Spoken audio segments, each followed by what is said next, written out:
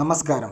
വരുന്ന ലോക്സഭാ തെരഞ്ഞെടുപ്പിൽ ദക്ഷിണേന്ത്യയിൽ കോൺഗ്രസ് നയിക്കുന്ന ഇന്ത്യ മുന്നണിക്ക് വലിയ മുന്നേറ്റമുണ്ടാക്കാൻ കഴിയുമെന്ന് ഇന്ത്യ ടുഡേയുടെ അഭിപ്രായ സർവേ. ഈ വർഷം നടക്കുന്ന ലോക്സഭാ തെരഞ്ഞെടുപ്പിൽ കോൺഗ്രസ് നയിക്കുന്ന ഇന്ത്യ മുന്നണിക്ക് ദക്ഷിണേന്ത്യയിൽ വലിയ മുന്നേറ്റം നടത്താൻ കഴിയുമെന്നാണ് ഇന്ത്യ ടുഡേ പ്രവചിക്കുന്നത്. തമിഴ്നാട്ടിലെ 40 ലോക്സഭാ സീറ്റിൽ 39 എണ്ണവും DMK കോൺഗ്രസ് ഇടതുപക്ഷ സഖ്യം നേടുമെന്ന് ഇന്ത്യ ടുഡേ അഭിപ്രായ സർവേയിൽ പറയുന്നു. അതുപോലെ തന്നെ തെലങ്കാനയിൽ 17 സീറ്റിൽ 10-ലധികം സീറ്റ് നേടി കോൺഗ്രസ് വലിയ മുന്നേറ്റം കാഴ്ചവെക്കുമെന്നും ഇന്ത്യ ടുഡേ പറയുന്നു. കർണാടകയിൽ കനത്ത പോരാട്ടത്തിനൊടുവിൽ കോൺഗ്രസിന് വലിയ മേൽക്കൈ നേടാൻ കഴിയുമെന്നാണ് ഇന്ത്യ ടുഡേ പ്രവചിക്കുന്നത്.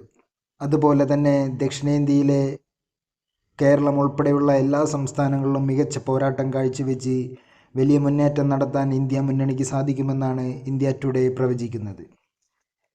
കർണാടകയിൽ മാത്രമാണ് BJPക്ക് ദക്ഷിണേന്ത്യയിൽ ഭേദപ്പെട്ട പ്രകടനം കാഴ്ചവെക്കാനാകൂവെന്നാണ് അഭിപ്രായ സർവേ വ്യക്തമാക്കുന്നത്.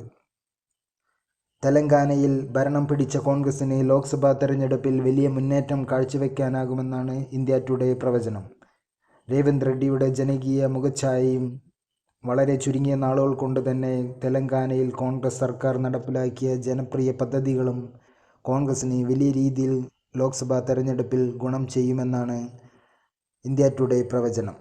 ദക്ഷിണേന്ത്യയിലെ ഏറ്റവും കരുത്തരായ നേതാക്കൾ DK ശിവകുമാർ, കർണാടക മുഖ്യമന്ത്രി സിദ്ധരാമയ്യ, തെലങ്കാന മുഖ്യമന്ത്രി രേവന്ത് റെഡ്ഡി, ഇപ്പോൾ കോൺഗ്രസിലെത്തി ആന്ധ്രയുടെ ജനകീയ മുഖമായി മാറുന്ന YS ശർമിള എന്നിവരാണ് ജനകീയരായ നേതാക്കളുടെ പട്ടികയിൽ മുന്നിൽ നിൽക്കുന്നത്. ഇന്ത്യ മുന്നണിയിൽ ശക്തമായ ജനകീയ അടിത്തറയുള്ള മുഖ്യമന്ത്രിയുമാണ് DMKയുടെ MK സ്റ്റാലിനും കോൺഗ്രസിൻ്റെ കർണാടക മുഖ്യമന്ത്രി സിദ്ധരാമയ്യയും തെലങ്കാന മുഖ്യമന്ത്രി രേവന്ത് റെഡ്ഡിയും.